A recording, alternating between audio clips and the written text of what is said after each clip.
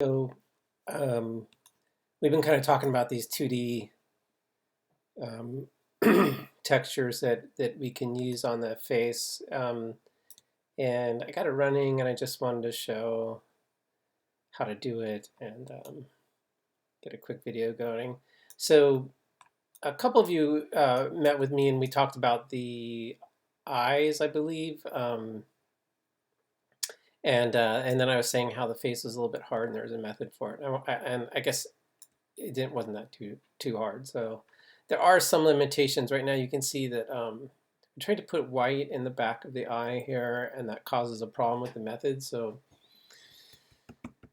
uh, gonna maybe have to think about that one. That's one issue. Just thought I'd do the tutorial, but right now if you look at it, it kind of works like this. And so these are all 2D images that are running. And I just kind of grabbed some stuff on the internet, and so it's not like I didn't want to spend a lot of time on the images, but you can see I can get pretty good blink this way, and looks pretty good. Again, remember it's no geometry changes. This is all just texture, okay? And then I made another mouth control, and this runs these lips, which it's not this character wasn't made for this kind of a mouth, so it's gonna look a little bit funny. So maybe, I know it doesn't really look super good as a mouth, but if this was a little bit flatter of a model, it might look a little bit better. But I didn't want to kind of been working with this one model, so I thought I'd just stick with it. So it's pretty traditional mouth shape. It does have some issues in terms of I'll show you what they are, the way we're building it. Let me go to Photoshop really quickly and I'll just show you the process in Photoshop, and then I'll come back into Maya. So this is just a regular template. As you can see, it's like we normally would do it, although I'm not really worrying about any of the other parts. And this texture is only being applied to the head. So I am still using the UV map from the original character. I just took that and worked on the head part. So that's that. And then I just have a layer. It's just the head layer right here. It's actually let's pull it down here. So it's down here. I actually had another head layer that was down there that I wasn't super. I don't know why, but I picked the wrong texture to start with, so I quickly grabbed the other texture. You can see right now that one of the mouth shapes is actually selected, and the idea here is it's this one right here. It's on, so you can see that I have the mouth shapes. I actually don't even need this layer mask.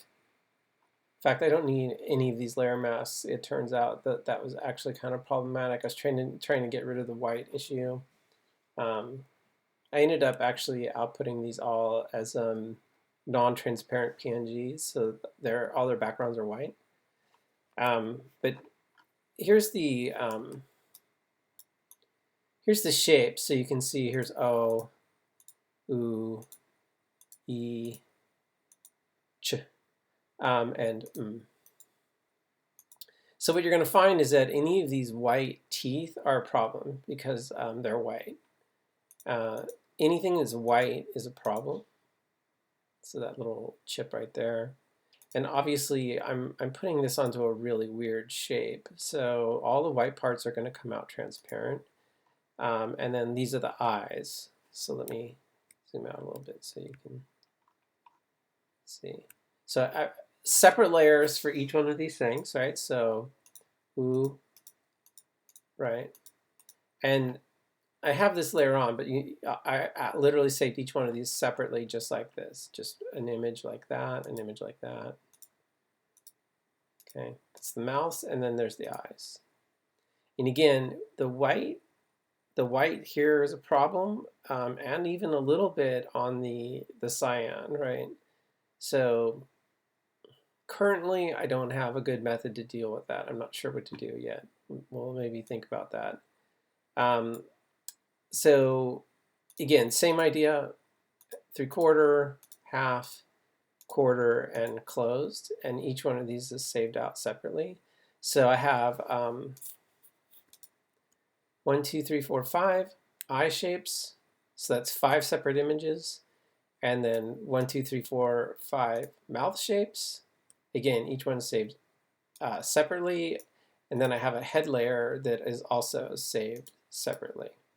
Okay, so each one of these is saved separately. Looking at the file structure, I left it in the images folder just to keep track of it. So you can see these ones were PNGs that are actually transparent. As you can see, there's transparency. I was hoping to get the white to work properly, but I was having a hard time for different reasons. Still not convinced this isn't working, but had a hard time with that. So then I ended up making these ones that all have white backgrounds, and so you can see each one of these is an individual image. They coincide properly because I'm using the same image map. So each one of these is a white square of 2048 by 2048. They are pretty small images. This is the head image, again, all alone, and then I have my mouth. The important thing is notice that it's mouth 0, 0, mouth 0, 1, mouth 0, 2, mouth 0, 3, mouth 0, 4. And then the eyes are the same thing. So whatever the name is, it doesn't really matter. I don't know why I just opened that. It doesn't really matter the name. What is important is that it is in sequence. So it's 0, 0, 0, 1, 0, 2, 0, 3, 0, 4. And so that's kind of the trick to getting these things to work. This is just the wrong head color. I don't know why I picked that one. That's the head color I wanted. So that's the makeup. So I used Photoshop to get all those images separated, and then I just saved out separate images for each one. It's a little time consuming, but once you get going with it, it goes a little bit quickly. Let's go back into Maya now. So now back in Maya, let's take a look at our texture. So I ended up making a new texture. I called it head. It's an Arnold standard surface, AI surface. I ended up selecting the head of the body and applying the material to the head. I did that using the faces of the head. In this case, it works that way. So I did that in the UV editor. And essentially, it made it easy just to grab this one section. I could just literally go with the select shell, and you can see it's selected. I was able to right click on that and then assign existing material and set it to head. So now this particular chunk of the body is looking at a different set of images now. It looks identical. It's still in the same UV map. Nothing's really changed except for that this portion of the head is looking at the head material, where everything else is looking at this particular material. Getting closer into the material, the trick here is that I'm using what is called a layered texture. So let me just I'll make a new one real quickly. I'll make a new folder here. Standard shader. Let's go back into Classic. Basically, the idea is you're clicking on the color. You're going to hit the checkerboard. You're going to scroll down, and then you're going to grab the layered texture. You're going to build up 3 of these right here. So the first one, is going to be, you're going to click on the color chip right there, the texture, which brings up the create render node, and basically we're going to make 3 files. First file is going to be just the head, and calls it head2, and I'm going to create the file for it, and that's just the image.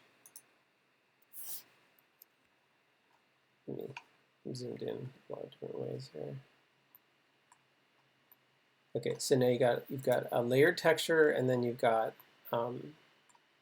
this head coming into it. Okay, let's click back on that layered texture. Zoomed in a couple different ways. So now you can see that's called head. So if I just click anywhere in this window, it makes a new layer, right? I'm going to click again, make sure it's selected. So you notice that if it's got that little triangle, it means that that original one was selected. So this is actually just a color, and you can change the color. You can play around with that color and just have different colors if you want. And it'll become a color. That's just solid color. We can play with that if you want. Or what I was doing was using file again. We'll call this eyes. I think I have to say 2 because there's already one there. Click on that, and then I'm going to select the eyes. And I'm just picking the first one, say open. And because it's a sequence now, it recognizes that there are more than one. There's eyes white 0, 0, 0, 1, 0, 2, 0, 3, 0, 4. So I could just use this use image sequence, and it becomes available. So now if you look a little bit closer, now I've got these head files coming into the layered texture, and you can actually see the inputs, 0, input 1. Go to, again into the layered texture. I'm going to click once more. Let's select it. It's going to be a file, and this time we'll grab the mouths. Again, it's in sequence, so I'm going to pick the first one, say OK, and then image sequence. I don't think I named that one, so it's just called file 2. Let's give that a name so you don't lose track of it. Mouth. Call it mouth 1, whatever. You know, a couple of these, right? And so now it's actually working fine. The only problem is that I don't have them set up properly. So let's just take a look at the other one, and just the order is really important. So if you notice that this one is eyes, mouth, and head, and really it's the head is the one that you want to have on the end here.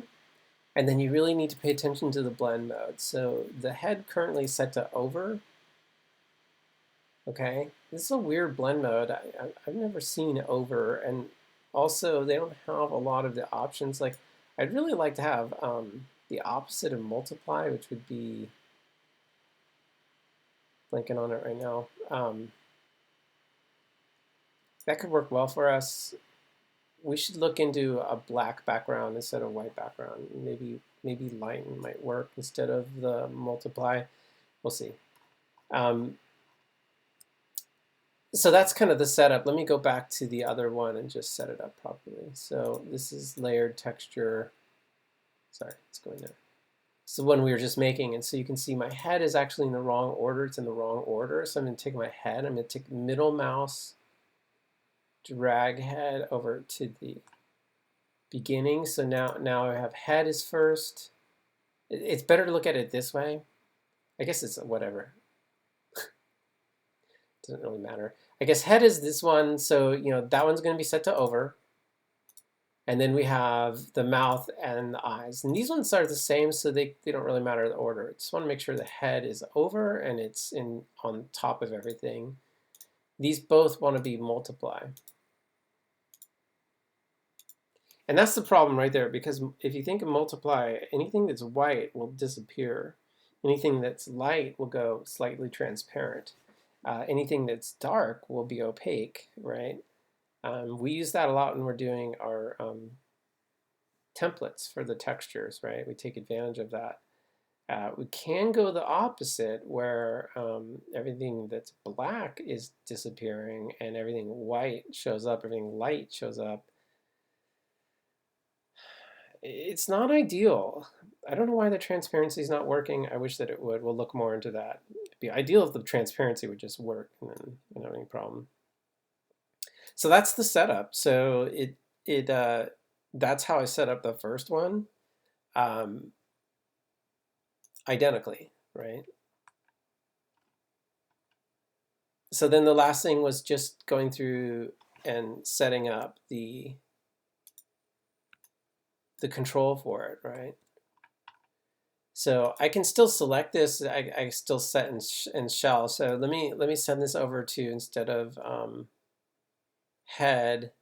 I didn't actually name that one. It was called, I know it's that one, AI surface.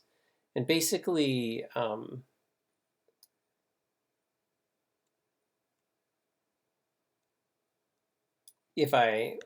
let's just leave these ones as they are. I'll make a new one.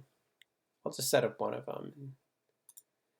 The idea is you make a circle. I'm just going to pull it up here. Just make it kind of big. Just rotate it quickly. I'm not going to spend a lot of time on it. I'm just going to put it right there about. Let's squish it this way so we don't lose track of it. This is our new one. We'll call it control 1. And essentially what I did is just like normal, I've done a couple of these now where I'm just selecting, say, the X value, and I'm copying the expression because I forget the names of things, right? Copied it. Now I turned off the hypershade. That would be, makes it a little bit hard to get to this. So basically, really wish I hadn't done that. Basically, what we're trying to do is get to the eyes shape, which has a frame extension right here. And right now, the way it's set up is it's actually looking at the frames are looking at what frames are actually running. So what I'm doing is I'm just going to have it, instead of looking at the frames, I'm going to have it look at the, you see that's the expression that's currently in there. It's looking at frames. So basically I'm going to say, instead of going by frames, we're just going to paste, and we'll do control 1, translate X. So now instead of having it look at the frames, it's going to look at translate X, say, edit. And so now if I grab this and my move tool, and you can see that as I go over, and if I go beyond, it has a problem, and that's the blend shape. But you can see I can skip between the eyes just like that. I had a little bit of trouble. I actually had this running in this way where I did the same thing. I kind of picked the mouth. I went to the frame extension. Instead of I put instead of X, I put Y, right? And I edited it, and kind of doing similar ideas that we had in the other project, where if we go X, we can do this, but if we go Y, it changes the mouth. Let me zoom out a little bit here. So Y changes the mouth, X changes the eyes. It actually didn't work very well when I started doing the keyframes. I found it was actually a little bit better to have the mouth sort of have its own curve and the eyes have its own curve. So in this example I just showed you, instead of setting both of those expressions on one curve, I just set them both to X on these two curves. So let me